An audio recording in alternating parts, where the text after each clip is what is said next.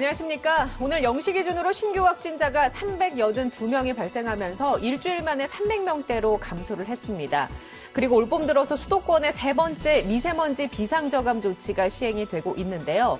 밤 9시까지 배출가스 5등급 차량의 운행이 제한이 되고 미세먼지 배출 사업장은 운영 시간을 줄여야 합니다. 시민분들 오늘 외출을 가급적 자제를 해주시고 외출하실 때는 보건용 마스크 반드시 써주시기 바랍니다. 잠시 후 코로나 상황과 이슈 전문가들과 함께 심층적으로 살펴보겠습니다. TBS 특보 코로나19는 오늘도 현재까지 들어온 속보 중심으로 정리를 해드립니다. 국내외 코로나19 상황과 이슈 전문가 두 분과 함께 살펴봅니다. 서울대우 중앙대 약학대학 교수 강양구 TBS 과학전문기자입니다. 두 분 안녕하십니까? 네, 안녕하세요. 네. 주말을 보내고 이제 맞이한 월요일인데 주말 효과가 조금 없어 보입니다. 여전히 400명대 확진자가 나왔는데 교수님 지금 상황 어떻게 보고 계십니까?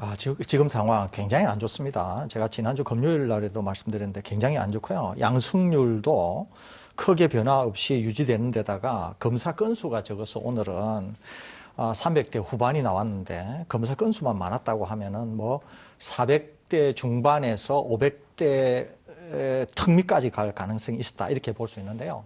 오직 한 가지, 거기에다가 더더구나 일상 곳곳에서 환자가 많이 나오고 있다는 거죠. 그런데 오직 한 가지 우리가 주목해서 개선 지표가 있다고 할 만한 것은 위중증 환자가 처음으로 세 자릿수에서 두 자릿수 99명으로 줄었다는 거예요. 어제는 6명이 줄어서 환자가 계속 400명대 또 500명을 위협하는 수준에 나오고 있습니다만은 위중증 환자가 굉장히 많이 줄어서 99명까지 떨어졌거든요. 이것은 여러 요인이 있을 것으로 생각되는데 이것 이외에는 재감염 지수, 그다음에 양성률 또 지역 사회에서의 확산 환자 수 이런 것들을 비하면은 내용적으로는 여전히 굉장히 좋지 않다 이렇게 볼 수 있겠습니다. 위중증 환자가 떨어졌다라고 얘기해 주셨는데 백신을 이제 맞기 시작하면서 이분들의 비율이 좀 낮아진 거라고도 볼 수 있을까요? 지금 그렇게 보기에는 좀 이런 감은 있는데요. 크게 이제 저는 좀 주목해서 보는 게 뭐냐면 이제 경험이 우리가 많이 쌓였고 두 번째는 지금 임상 중이든 아니면 나와 있던 약들이든 이런 약물이 다소 효과가 있는 게 아닌가 하는 생각이 듭니다. 그런데 당국이 발표를 하지는 않았어요. 그런데 효과가 있는 것으로 보입니다. 그러니까 확진자는 계속 나오고 일정 비율 수준으로 중증 환자가 나와야 되는데 오히려 확진자는 나오는데도 중증 환자는 줄어든다는 거죠. 제가 이 대목에서 하나 지적하고 싶은 게 뭐냐면은 백신 효과가 앞으로 드러나게 되면 이 경향은 더 확연하게 나타날 거라는 거예요. 그러니까 지금 우리는 초고위험군에게 접종을 먼저 하고 있지 않습니까? 네. 요양원, 요양병원은 이제 곧 거의 대부분이 다 접종이 될 거거든요. 거기에다가 지역사회에 있어서도 고위험군이라고 볼 수 있는 65세 이상을 먼저 접종을 하잖아요. 그렇게 되면은 확진자는 계속 어느 수준을 유지한다고 하더라도 위중증 환자는 오히려 줄어드는 경향을 보일 수가 있다는 거죠. 이것은 전적으로 백신의 효과일 수 있기 때문에 향후에 제가 기대하는 것은 지금과 같이도 확진자가 나오는데 위중증 환자가 줄어드는 것처럼 백신을 접종하면서 앞으로 한 두 달 정도 되면은 백신 효과가 나타날 것으로 생각이 되거든요. 1회 접종만 하더라도 상당한 보호 효과가 있으니까 그렇게 되면은 위중증 환자가 줄어들게 될 경우에는 의료 체계의 부담을 줄일 수 있을 뿐만 아니라 젊은 분들은 사망이나 위중증으로 가는 비율도 낮기 때문에 이제 우리는 독감 수준의 관리가 가능하면서 나름대로 우리의 일정이나 일상생활로의 복귀 얘기가 나올 수 있을 수준으로 이제 갈 가능성이 있다는 거죠. 그런 점에서 저는 지금의 위중증 환자에 대한 발생 양상을 향후로도 쭉 지켜보는 게 굉장히 중요할 수 있다. 중요한 지표가 될 수 있다. 그런 말씀드립니다. 그렇게 되면 코로나19가 완전히 사라지진 않겠지만 어느 정도 관리가 되는 수준에서 우리가 일상생활을 할 수 있겠군요. 그렇습니다. 백신의 효과가 바로 그런 것과 맞물려 있기 때문에 백신의 접종이 중요하다 이렇게 볼 수 있겠습니다. 거기까지 가려면 이제 계획된 것들이 하나하나 실천이 돼야 할 텐데 일단 얘기해 주신 것처럼 감염 재생산 지수는 1.07입니다. 조금씩 이게 지금 확산하는 양상이라고 봐야 될까요? 네, 그렇습니다. 그래서 방역당국이 굉장히 심각한 불안감을 느끼고 있고요. 어제 정세균 총리를 비롯한 방역당국 관계자들도 지금 상황이 굉장히 좋지 않다라고 시민들에게 간곡한 협조를 부탁하는 당부를 했었습니다. 그래서 이제 결국에는 수도권 거리두기가 그대로 이제 연장이 되었는데요. 네. 수도권은 2단계 그리고 이제 비수도권은 1.5단계 단계가 2주간 그대로 지속이 됩니다. 그런데 한 가지 좀 걸리는 대목은 무엇이냐면은 이제 일부 이제 완화한 부분도 있고 좀 강화한 부분도 있어요. 어떤 게 강화한 있을까요? 부분을 먼저 네. 말씀을 드리면 이제 목욕장 업장에서 계속해서 집단 감염 사례가 나오고 있기 때문에 목욕장 업장 시간을 오후 10시까지만 운영하는 곳으로 일단은 박았습니다. 그러니까 영업시간 제한을 한 것이죠. 그런데 지난 연말 연시에 겨울 유행을 막는데 가장 실효성 있는 조치였던 5인 이상 사적 모임 금지 조치에 자꾸 이제 빈틈들이 하나씩 생기고 있습니다. 예를 들어서 이번에 2주 연장하면서도 상견례나 영유아를 동반하거나 직계가족 모임을 할 때는 8인까지 모이는 걸 허용하겠다라고 했거든요. 예. 근데 이건 좀 잘못된 것 같습니다. 왜냐하면 방역 당국이 지금 방역 상황이 굉장히 심상치 않다라고 생각을 하고 있고 그리고 그렇게 심상치 않은 상황에서도 지금의 방역이 현상 유지되는데 가장 중요한 역할을 한다라고 생각한 이 5인 이상 사적 모임 금지를 유지하면서도 계속해서 거기에다가 빈틈을 만드는 것은 제가 생각하기에는 일관성이 없는 조치라는 예. 생각이 듭니다. 교수님이 생각하시기에는 지금 수도권에서의 확진자 비율이 78.6%거든요. 이 확산세를 감안했을 때 사적 모임에 대해서 이런 여지를 남겨둔 것 어떻게 보고 계십니까? 저는 우리 강 기자님한테 전적으로 동의를 하는데요. 왜냐하면은 이제 5인 이상 사적 모임 금지라고 하는 것은 사실 예상보다도 훨씬 효과가 뛰어났습니다. 그렇기 때문에 그 기조를 유지한다고 하는 것은 상황이 악화되면 악화될수록 오히려 더 빛을 발할 가능성이 있거든요. 그런데 상황은 지금 점점 나빠지고 있는데 그렇게 좋았던 대책에서 물러선다고 하는 것은 뭔가 엇박자가 나는 거잖아요. 그렇기 때문에 저는 오히려 그 5인 이상 모임은 예. 어떤 경우에라도 그냥 당분간 상황이 안 좋기 때문에 계속 유지를 했으면 하는 생각이 있는데 오히려 이것은 다소 좀 느슨하게 풀어주고 오히려 지금 수도권에서 제가 저번에도 말씀드렸는데 수도권에서 최고치를 찍었을 때가 1일 확진자에서 83%까지 나온 적이 있습니다. 네. 근데 정작 83% 나왔을 때는 얘기가 없다가 지금 이제 76%, 75%, 심지어는 70%대가 된 적도 있어요. 예. 그러는데 이런 상황에서 이제 정 총리께서 2주간 집중 방역을 해서 네네. 200명대로 떨어뜨려야 되겠다 그러거든요. 그런데 지금 강 기자님 말씀하신 것처럼 굉장히 좋은 수단은 오히려 완화를 시키면서 예전보다 상황은 더 나빠지고 있는데 어떻게 더 조여가지고 200명대로 떨어뜨리겠는지 예. 저는 그것이 과연 가능할지 이런 약간의 의구심마저도 가지고 있습니다. 말씀해 주신 것처럼 정세균 총리가 수도권을 2주간 특별 방역 기간으로 선포하고 1일 신규 확진자 수를 200명대까지 낮춰야 한다라고 했는데 그렇다면 어떻게 해야 이 수준을 낮출 수 있을까요? 명백합니다. 우리가 지금 예전의 경험에 의하면 세 가지 정도가 있거든요. 하나가 검사 숫자를 늘려야 돼요. 검사 숫자를 늘리는 것만으로는 충분하지 않아서 검사 숫자를 늘림과 동시에 뭘 해야 되냐면 역학조사를 해야 됩니다. 역학조사를 하고 검사 숫자를 늘리는 거에 더해서 뭘 해야 되냐면 사회적 거리두기를 해야 되거든요. 이때 사회적 거리두기에서 제일 중요한 게 5인 이상 사적 모임 금지라고 하는 굉장히 강력한 수단. 이 세 개가 있으면은 정 총리께서 말씀하신 대로 단기간에 쪼일 수가 있는데 예. 지금 자 볼까요? 검사 숫자가 늘어나고 있지 않잖아요. 동시에 감염 경로 불분명히 20%를 넘어간다고 하는 말은 지금 역학조사가 제대로 안 되고 있다는 거잖아요.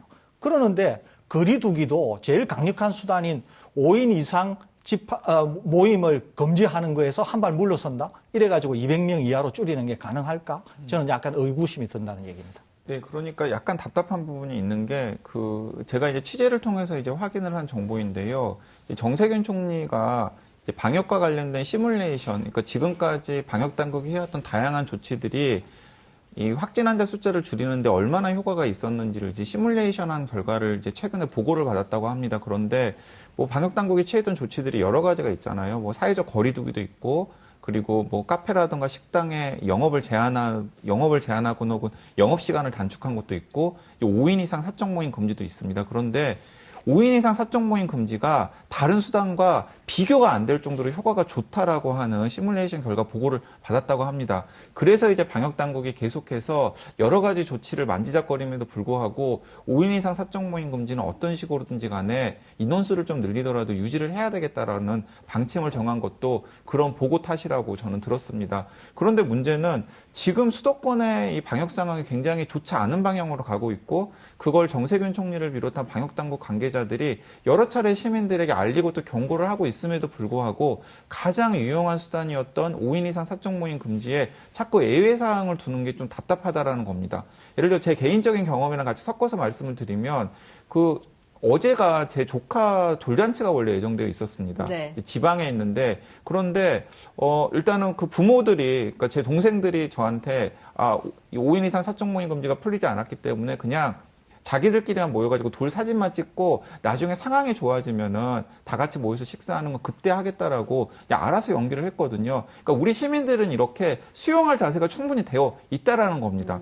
왜냐하면은 지금 당장 돌잔치를 예. 하지 않아더라도 언젠가는 하면 되니까요. 네, 그런 메시지를 정부 당국이 오히려 주고 있다. 네, 그런데 정부 당국에서는 자꾸 이제 어떤 경로로 정부 당국에 접수가 되는지는 모르겠습니다만은, 그러니까 돌잔치 같은 건 한 8명까지는 모여가지고 하라는 얘기거든요. 근데 이게 문제가 되는 게 뭐냐면, 그렇게 돌잔치를 하게 되면은 분명히 집안의 70대, 80대 어르신들이 참여를 하게 됩니다. 예. 그러면은 자칫 잘못하면은 그 어르신들에게 바이러스가 전파가 되어서 이 중증으로 이어질 가능성이 높아지는 경우를 만들 수가 있는 것이거든요. 그래서 제가 생각하기에는 이런 조치는 지금의 방역 상황을 염두에 뒀을 때 조금 재고가 되어야 되지 않나라는 생각이 듭니다. 이 추세대로 간다고 하면 2주 동안 특별방역 기간으로 선포를 했습니다만, 말씀해 주신 것처럼 검사 건수가 늘어나지 않고 있고, 역학조사가 제대로 되지 않고 있고, 사회적 거리두기가 5인 이상이 예외적으로 허용되는 게 있다고 하면 수치는 어느 정도까지 갈 거라고 보세요?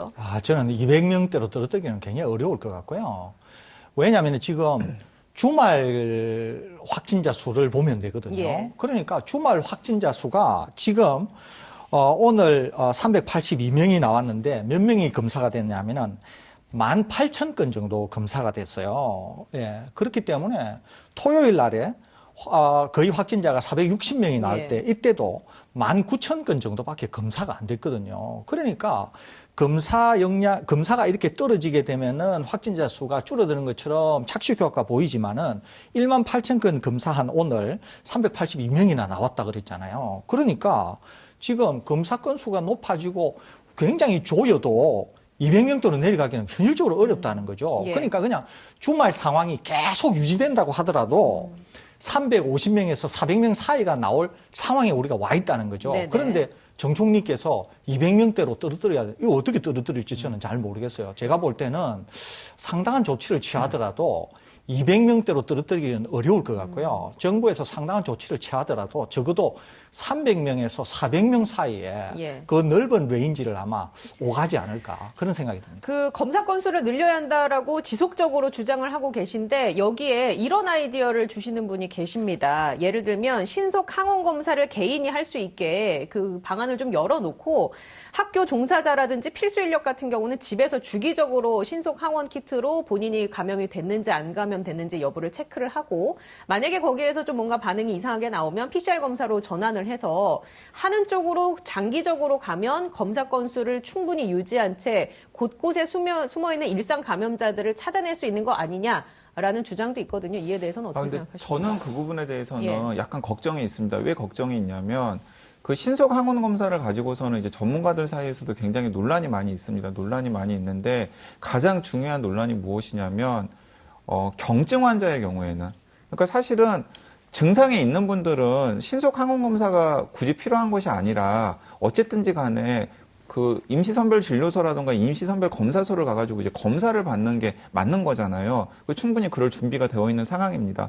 근데 문제는 뭐냐면 지금 증상이 없는데 바이러스에 감염되신 분들이 확인이 되어야 되거든요. 그렇기 때문에 요양병원이나 요양원 같은 경우에는 이제 주기적으로 선제 검사 같은 것들을 하고 있지 않습니까? 전수 선제 검사를 하고 있지 않습니까? 그런데 신속 항원 검사의 가장 큰 문제점은 몸속에 바이러스 양이 적은 경증 환자의 경우에는 그것을 판별하기가 굉장히 어려워집니다. 그럼에도 한두 명이라도 찾아진다면 그래도 숨어있는 감염자보다는 일단 찾아진 상태라면 본인이 자가격리를 해서 PCR 검사로 전환을 하면 되니까 그 측면에서는 그래도 검사 건수를 좀 유지를 하면서 감염자들을 한둘이라도 찾아내면 의미가 있는 거 아니겠느냐. 근데 이제 그런 경우가 오히려 더 많다라는 예. 거죠. 뭐냐, 검사를 했는데 실제로는 몸속에 바이러스가 있는데도 불구하고 이제 음성 판정이 나오면 그분은 이 검사가 충분히 정확하지 않을 수도 있다라는 가능성을 생각하기보다는 시민들 입장에서는 나는 완전히 안전하구나라고 하면서 훨씬 더 자유롭게 일상생활을 하면서 자칫 몸에 있을 바이러스를 전파하고 다닐 가능성이 높아진다라는 이 겁니다. 부분 어떻게 생각하세요? 제 생각으로는 예. 이 특정 회사의 관계자거나 아니면은 뭐 주식을 투자한 분들에게 있어서는 뭐 충분히 호재가 될 수 있다고 봐요. 그런데 방역이라고 하는 관점에서만 국한해서 얘기한다고 하면 이것은 실이 훨씬 많다는 거예요. 왜 그러냐면은 우리가 지금 찾아내야 될 감염자는 명백히 감염 양상을 보이는 사람이기보다는 감염이 되었음에도 불구하고 감염이 되었나 안 됐느냐 하는 것을 본인이 모르는 사람을 우리가 찾아내야 되는 것이거든요. 이것은 신속 항원 진단 키트로는 거의 찾아내기가 어렵다는 거예요. 근데 제가 이 질문을 왜 드렸냐면 영국 같은 경우는 이렇게 학교 종사자라든지 필수 인력을 대상으로 나라에서 알아서 신속 항원 키트를 보내줘서 본인들이 검사를 하게 하고 이상이 있을 시 PCR 검사로 전환하게끔 유도를 하더라고요. 그래서인지는 모르겠습니다. 뭐 백신 접종도 빨리 되고 있고 어쨌거나 확진자 숫자가 확연하게 줄어서 이런 얘기를 하는 분들이 계셔서 한번 여쭤본 거거든요. 예, 우리나라 같이 그러니까 영국은 여전히 아직도 예. 그런 수단을 동원함에도 불구하고 굉장히 확진자 수가 많거든요, 일단. 그러니까 거기는 확진자가 너무 많으니까 그런 수단을 동원을 할 수 있는데 우리는 심지어 인구 900만 밖에 안 되고 백신 접종률, 1차 접종률이 거의 60%를 넘고 2차 접종만 하더라도 거의 40%에 육박하는 이스라엘만 하더라도 하루에 확진자가 600명에서 900명이 나오거든요. 우리보다 인구가 거의 5분의 1밖에 안 되는데도. 그러니까 우리는 지금 상황에서도 통제를 잘하고 있는데 여기에서 만일에 신속 항원 진단 키트 같은 거를 사용하지 않습니까? 네. 그러면은 오히려 방역의 틀이 무너지면서 굉장히 확진자 수가 쏟아질 가능성이 많습니다. 아까 제가 말씀드렸죠. 실이 더 많다고. 그렇기 때문에 우리는 지금의 방역 기조를 유지를 하면서 어떻게 하면 PCR 진단이라고 하는 방식으로 검사 역량도 더 높이면서 검사 숫자를 더 높일 건가 하는 게 우리한테는 관건이지 그 이외에 다른 방법을 고려할 정도로 우리의 확진자 수 또는 상황은 나쁘지 않기 때문에 그 이외의 방식은 고려할 필요조차 없다. 이것이 제가 가지고 있는 생각입니다. 차라리 저는 만약에 그 의견을 주신 분의 목적을 달성을 하기 위해서라면은 그 겨울 유행 때 도입을 했었던 것도 있어요. 익명 검사를 도입을 했었잖아요. 그러니까 굳이 구체적인 신원 정보를 제공하지 않더라도 휴대전화 번호만 주면은 본인이 좀 뭔가 이상하다고 생각을 했을 때는 바로 검사를 받을 수 있는 그런 조치를 오히려 늘리는 게 훨씬 더 낫다라고 생각합니다. 왜냐하면 두 가지 장점이 있는데 하나는 검사의 정확도가 비교할 수 없을 정도로 높고요. 그리고 우리나라 같은 경우는 다른 나라와 달리 PCR 검사 역량이 굉장히 충분합니다. 그렇기 때문에 본인이 검사를 받을 의지만 있고 그리고 또 검사 문턱만 조금만 낮춰준다면은 누구나 다 몸이 뭔가 이상하거나 자기가 산밀 환경에 잠깐 다녀왔다라는 경험을 가지고 있어서 좀 꺼림칙한 게 있으면은 검사만 받을 수 있으면은 세 분 다 검사 받아보셨잖아요. 예. 빠르면은 뭐 12시간 안에 그리고 늦어도 24시간 안에 검사 결과가 나오기 때문에 본인이 지금 양성인지 음성인지를 가장 확실하게 알 수 있는 방법이 있고 역량도 충분한데도 불구하고 굳이 여러 가지 비용을 들이고 또 혼란을 초래할 그런 신속 항원 검사 키트를 자가 진단하도록 하는 방안이 실효성이 있는지는 모르겠습니다. 이제 저는 검사 건수를 늘려야 하는 측면에서 여쭤본 거고 얘기해 주신 것 플러스 저희가 지난주 금요일에 다뤘던가요? 파주시에 찾아가는 검사소 이런 것을 확대하면 이제 검사 건수를 좀 늘릴 수가 있겠죠. 아주 좋은 아이디어라고 우리가 이제 평가를 했는데 아주 좋다고요. 다른 하나는 방금 앵커께서 말씀하신 거에 덧붙여서 서울대학교 캠퍼스에서 하려고 했던 게 있습니다. 이게 뭐냐면은 신속 PCR 검사예요. 그러니까 이 신속 PCR 검사는 기존 우리가 하고 있는 PCR 검사, 지금 우리의 검사하고 거의 동일한데 신속 PCR 검사는 그거보다도 좀 더 검체 채취나 검사에 있어서 빠르면서도 결과를 빨리 낼 수 있는 아마도 신기술이 다소 적용이 되어서 그런 것으로 생각이 됩니다. 그래서 서울대학교 같은 곳에서는 기숙사에 있는 사람들 또는 반드시 대면 수업을 해야 되는 학생들에 대해서 신속 PCR 검사 키트를 동원을 해서 검사를 하게 하고 기숙사라든지 또는 대면 수업에 참여 여부 이런 거를 확정하려고 하는 것 같아요. 네네. 그래서 우리가 저번에 그 시간이 없어서 못 다루었는데 이것은 상당히 권장할 만하거든요. 여기에다가 방금 앵그에서 말씀하신 것처럼 파주에서 하고 있는 어떤 자동차 설비 시스템에서 이런 걸 하게 될 경우에는 훨씬 신속하게 또 광범위하게 할 수 있다는 거죠. 거기에다가 강 기자께서 예전에 한번 제안하셨던 것처럼 기업들도 나서가지고 지자체들과 하게 되면 특히 지금의 방역 당국에 있어서의 검사에 대한 부담에 로드를 늘리지도 않지만 곳곳에서 검사 역량을 동원하면서 검사 숫자를 높여갈 수 있는 것이거든요. 그러니까 총체적으로 이런 것들을 총리실이나 중수본 또 방역 당국이 한번 고민해 보는 거는 굉장히 괜찮을 것 같은데 신속 항원 진단 키트 이런 걸로는 지금 한계가 있다. 우리의 상황에서는 한계가 있기 때문에 그보다는 예. 제가 방금 말씀드린 그런 거를 동원하는 것이 좀 더 낫지 않겠나 이런 생각이 듭니다. 재직하고 있는 중앙대는 신속 PCR 검사 안 합니까? 저희들은 일단 예. 모든 수업을 비대면으로 하고 있거든요. 예. 그렇기 때문에 지금 저희들은 그렇게 하지 않는데 서울대학교는 그렇게 한다 그러니까 서울대학교의 결과도 한번 지켜볼 필요는 있다 이런 생각이 듭니다. 네, 알겠습니다. 자, 이번에는 백신 얘기를 좀 나눠보겠습니다. 먼저 국내 백신 접종 현황부터 짚어볼까요? 네, 그렇습니다. 지금 국내 현황이 17일간 지금 백신 접종이 시작이 되었는데요. 거의 60만 명에 가까운 분들이 접종을 했었고요. 그중에서 아스트라제네카 백신이 56만 명, 그리고 화이자 백신이 2만 6천 명 정도가 지금 접종을 한 상태입니다.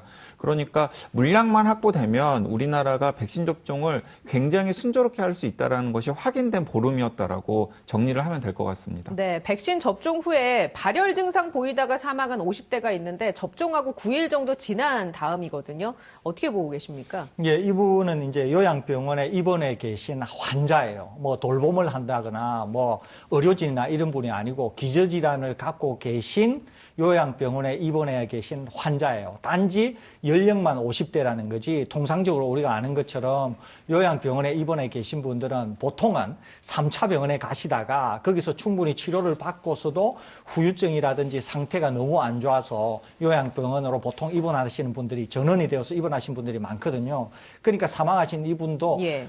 정확한 상황은 모르겠습니다만 상당히 기저질환이 깊었을 것으로 생각이 됩니다. 이분이 백신을 접종하고 나서 바로 사망하신 게 아니라 발열 증상은 보였다고 알려져 있습니다. 그러니까 백신을 맞게 되면은 반응으로서의 발열 반응은 보이는 거죠. 그 상황에서 무려 거의 9일 동안이나 계시다가 이제 사망한 사례로 보이는데 지금 당국에서 백신 접종에 의해서 사망을 한 건지 아니면 원래 기저질환이 계셔서 어떤 상황에 있으면은 사망의 가능성이 높았던 분이 단지 선후 관계로서 백신을 접종하고 나서 사망을 한 건지 이거에 대한 아주 정밀한 조사는 하고 있으니까 결과는 아직 발표되지는 않았습니다. 예. 우리가 아주 이렇게 차분한 마음으로 지켜봐야 될 그런 상황이 아닌가 싶습니다. 그 보통 백신과 관련된 여러 가지 사건 사고가 생기면 기저질환자들이 보통 뭐 어떤 이상 증상을 보인다던가 아니면 사망에 이르거나 하긴 하는데 이 기저질환의 범위, 백신과 관련된 기저질환의 범위가 어디일까요? 우선은 제가 이 말씀을 드리는 게 좋을 것 같아요. 대부분의 백신이 예. 임상시험, 소위 말해서 3,000명, 뭐 6,000명, 10,000명, 수만 명 단위로 임상시험을 할 때 그때 기저질환부들도 참여가 되었거든요. 이때 기저질환이라고 하면 심장병, 고혈압, 당뇨병, 뭐 비만 등등 해가지고 우리가 알고 있는 대부분의 많은 기저질환이 포함이 됐습니다.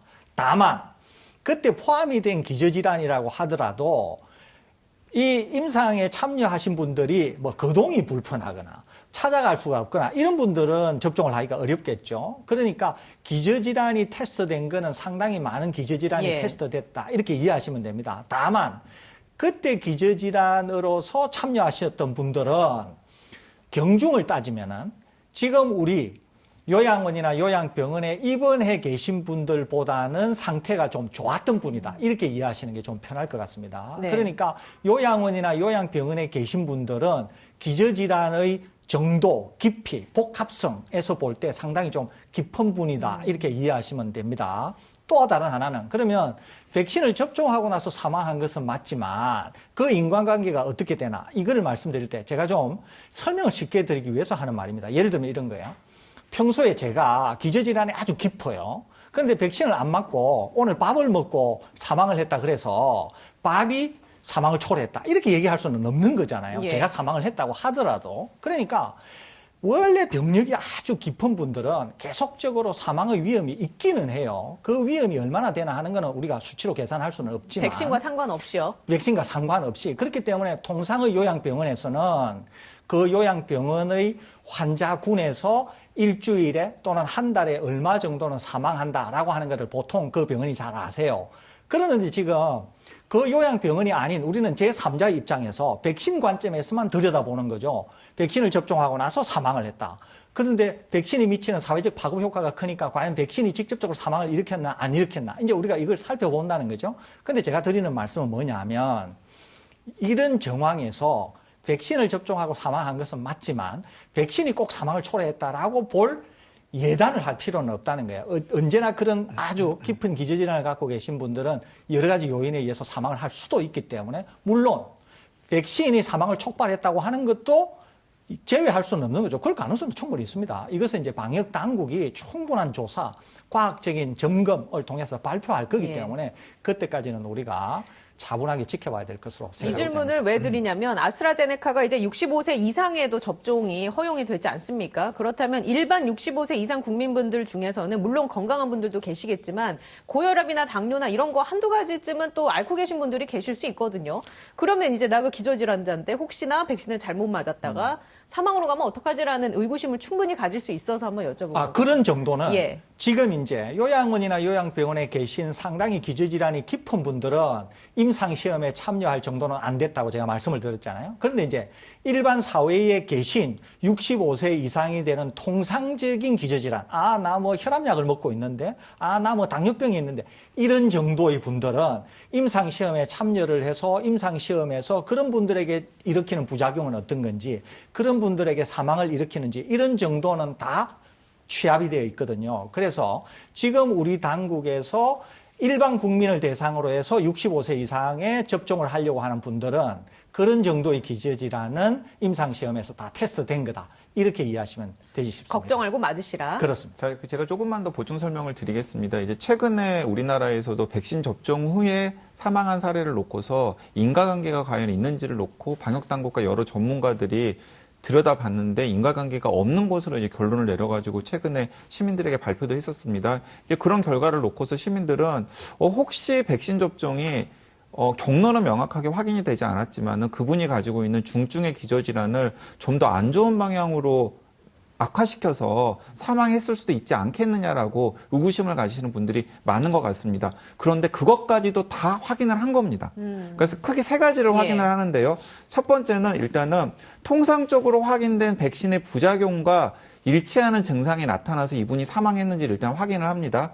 근데 일단은 지금까지 사망자들은 그런 사례가 한 건도 없었고요. 그 두 번째는 혹시 백신 접종한 것이 그분이 원래 가지고 있었던 기저질환을 악화시키는 어떤 요인으로 작용했는지도 현재 동원할 수 있는 과학이나 의학수단을 동원해서 다 확인을 합니다. 그런데 그런 관계도 지금 확인이 안 되었다라는 거고요. 그리고 이제 세 번째는 이제 사후적으로 할 수 있는 일인데 시간이 지난 다음에 특정 주 동안 예를 들어서 올해와 그리고 뭐 2년 전을 비교를 했을 때 백신을 접종하는 올해와 그리고 2년 전에 그 요양병원이나 요양시설이나 혹은 전체 요양병원이나 요양시설의 그 연령대 사망자 숫자가 늘어나는 경향이 있는지를 확인해 볼 수도 있습니다. 그런데 지금 많은 전문가들은 변화가 없었을 거라고 지금 짐작을 하는 것입니다. 예. 그건 이제 사후적으로 확인을 해봐야 되는 일입니다만은 이런 여러 가지 것들을 종합적으로 검토를 했을 때 인과관계가 없는 것으로 판단을 하고 있기 때문에